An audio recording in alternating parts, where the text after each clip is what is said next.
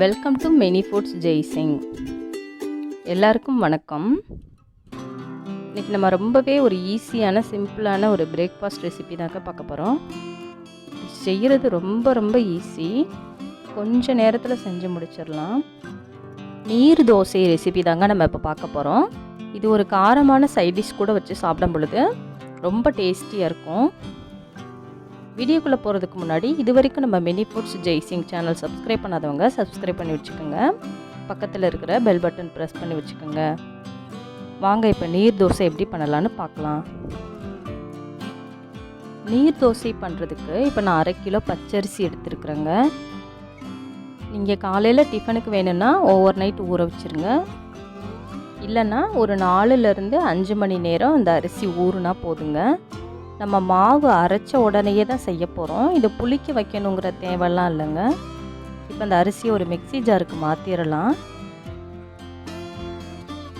இந்த அரிசி அரைக்கும் பொழுது நல்லா நைஸாக அரைச்சிடணுங்க. அப்போ தான் தோசை நல்லா சாஃப்டாக வரும். இதில் தேவையான அளவு தண்ணி ஊற்றிக்கலாம். நான் அரிசி மூழ்கிற அளவுக்கு தண்ணி ஊற்றிருக்கிறேன். இப்போ அதை மிக்சியில் வச்சு நல்லா நைஸாக அரைச்சிட்டு வந்துடுவோம்.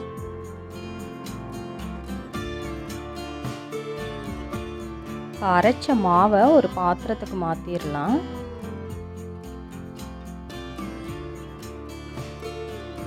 இப்போ நமக்கு தோசை மாவு இந்தளவுக்கு திக்காக இருக்கணுங்கிற தேவையில்லைங்க. நல்லாவே தண்ணியாக இருக்கணும். நல்லா நைஸாக இது போல் அரைச்சிக்கோங்க.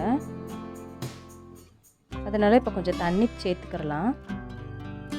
நல்லா மோர் மாதிரி இருக்கணுங்க. அப்போ தான் வந்துட்டு தோசை நல்லா கிடைக்கும் நமக்கு.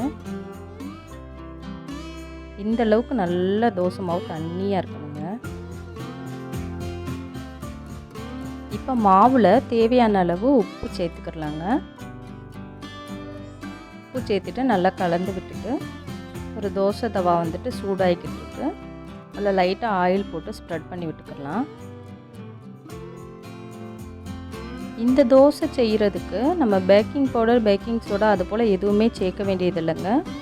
வெறும் உப்பு மட்டும் ஆட் பண்ணால் போதும். நமக்கு தோசை நல்லாவே சாஃப்டாக கிடைக்கும். இதே போல் ஊற்றிடுங்க. தோசை வந்துட்டு நம்ம திருப்பிலாம் போட தேவையில்லைங்க. அதுபோல் ஆயிலெலாம் திருப்பி ஊற்ற வேண்டாம். ஃபஸ்ட்டு நம்ம அப்ளை பண்ணுற ஆயிலோட போதும். அதுக்கு மேலே ஆயிலெலாம் போட வேணாம். மூடி போட்டுக்கணுன்னா மூடி போட்டு வேக வச்சுக்கலாம். ஆனால் திருப்பி போட வேணாம். தோசை வெந்துருச்சுன்னா அதுவாகவே பிரிஞ்சு வந்துடுங்க. நல்லா சாஃப்டாக கிடைக்கும். இந்த தோசை கூட நம்ம மட்டன் கிரேவி, சிக்கன் கிரேவி இது போல் நான்வெஜ் கிரேவிலாம் வச்சு சாப்பிடும் பொழுது ரொம்ப டேஸ்டியாக இருக்குங்க. ட்ரை பண்ணி பாருங்கள். இந்த ஈஸியான தோசை ரெசிபி வீடியோ உங்களுக்கு பிடிச்சிச்சின்னா லைக் பண்ணுங்கள், கமெண்ட் பண்ணுங்கள், உங்கள் ஃப்ரெண்ட்ஸுக்கும் ஷேர் பண்ணுங்கள். இது வரைக்கும் நம்ம many foods Jaisingh channel subscribe பண்ணாதவங்க சப்ஸ்கிரைப் பண்ணி வச்சுக்கோங்க. பக்கத்தில் இருக்கிற பெல் ஐக்கான் ப்ரெஸ் பண்ணுங்கள். அப்போ தான் நான் போடுற எல்லா வீடியோவோட நோட்டிஃபிகேஷனும் உங்களுக்கு வந்து சேரும். தேங்க்ஸ் ஃபார் வாட்சிங்.